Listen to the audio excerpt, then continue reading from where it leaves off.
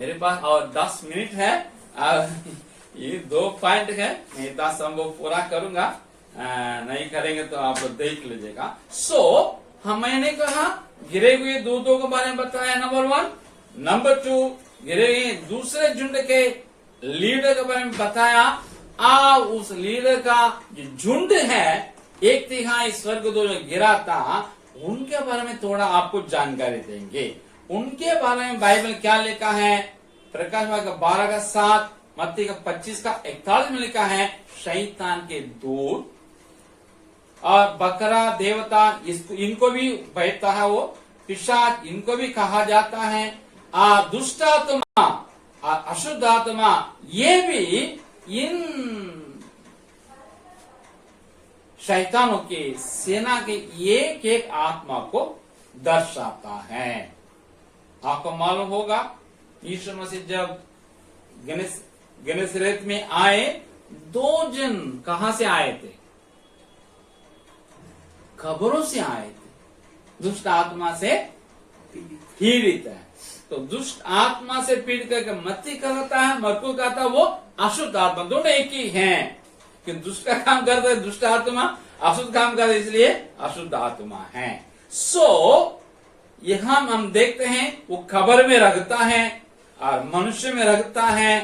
कहां का अर्थ बताते हैं? इसका निवास और काम मूर्ति में रह करके भरमाता है, अद्भुत काम करके मनुष्य में रह करके उनको सताता है। जैसे 2 जन के बारे अभी बताए थे।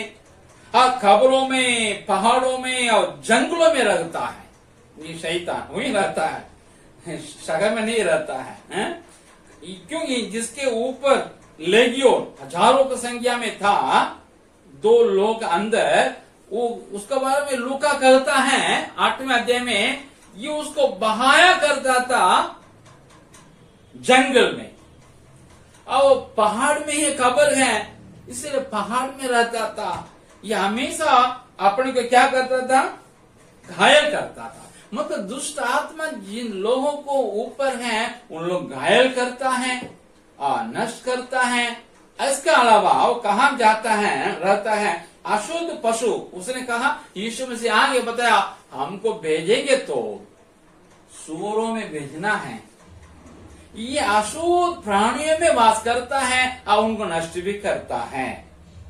और आपको पता है ये हव्वा के पास जब आया, ये सांप में होकर का कारण क्या है? सांप धूर्तता, चतुरता। जिन पशु चतुर हैं, धूर्त हैं, उनमें भी ये वास करेगा, उनका इस्तेमाल करेगा मीडियम के रूप में। और मैंने कहा मरे हुए लोगों में, शव में भी ये रहेगा। स्वर्गदूतों का नाम है जो खुद चमत्कार होता है, इसी के द्वारा होता है। कि 2 कुरिन्थियों 11:14 में लिखा है, शैतान ज्योतिर्मय दूत का वेश धारण करता है। अगर ईसाई मूर्तियों में चमत्कार होता है, समझ लेना वो चमत्कार यही है। और वो मूर्ति में रखता है, वास करता है। इसलिए प्रसाद खाने से परमेश्वर हम लोग को मना करता है। प्रसाद भी खाएंगे, कम्युनियन भी लेंगे तो परमेश्वर का दृष्टि दिलाने का काम हो जाएगा। उनका क्या स्थिति है? ये मानव से जरूर शक्तिशाली है और यहोवा परमेश्वर लेकिन डरता है, परमेश्वर उससे बड़ा है, यीशु में उससे बड़ा है और परमेश्वर के चेले लोग भी उसके ऊपर अधिकार रखते हैं। और आप और हम जो यीशु मसीह के चेले हैं, हमको भी दुष्ट आत्मा से ग्रसित लोगों को छुड़ाने के लिए अधिकार दिया हुआ है। आप और हम नियुक्त हैं। का मतलब है उसकी स्थिति क्या है? यीशु मसीह के अधिकार के नीचे ही रहेगा, डरेगा। यीशु मसीह इसको निकाल दिया कई लोगों के अंदर से, परमेश्वर के चेले लोग निकाल दिए, अभी कलीसिया के लोग निकाल रहे हैं। ये परिस्थिति है उसका क्या समझ है? इसको पता है परमेश्वर कौन है। याकूब 2:19 में लिखा है, वो विश्वास करता है कि परमेश्वर है और थरथराता है, लेकिन आज्ञा नहीं मानेगा।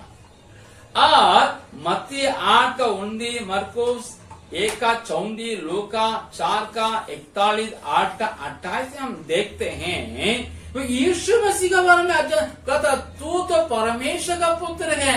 पवित्र यीशु मसीह को भी जानता है, और यीशु मसीह के सेवकों को भी वो जानता है। आपको पता है, जब हमारे पौलुस धर्म प्रचार में निकला था, उस वक्त में एक व्यक्ति ने, एक यहूदी ने अविश्वास से क्या किया है, ये यीशु के नाम से पौलुस निकालता, मैं उसी यीशु का नाम तुमको निकालना करके ये दुष्ट आत्मा के व्यक्ति से कहा। उसने बोला, मैं यीशु को भी जानता हूँ, पौलुस को भी जानता हूँ, तुम कौन है। इसका मतलब वो परमेश्वर लोगों को जानता है, दुष्ट आत्मा, और अपना जो अंत है उसको भी जानता है।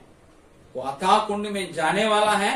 लोग 8:31 में कहा, इसमें से हमको अभी नहीं भेजना है, मेरा समय आ रहा है।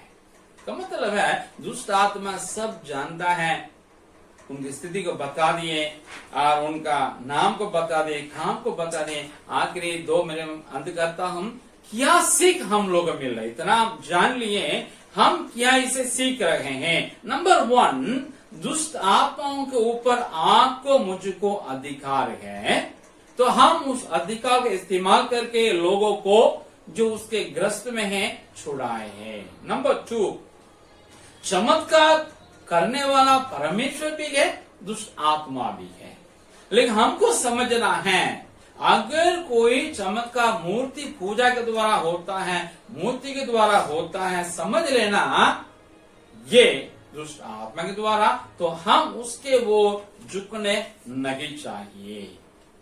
अगर कोई व्यक्ति ईसाई होकर ऐसा ऐसा चमत्कार करता है, लेकिन उसके द्वारा कोई लोग यीशु को ओर जा नहीं रहे हैं, उस व्यक्ति को ओर खींचे जा रहे हैं, तो समझ लेना है ये धर्म गुरु कौन है, झूठा है, इसकी बात हमको सुनना नहीं चाहिए।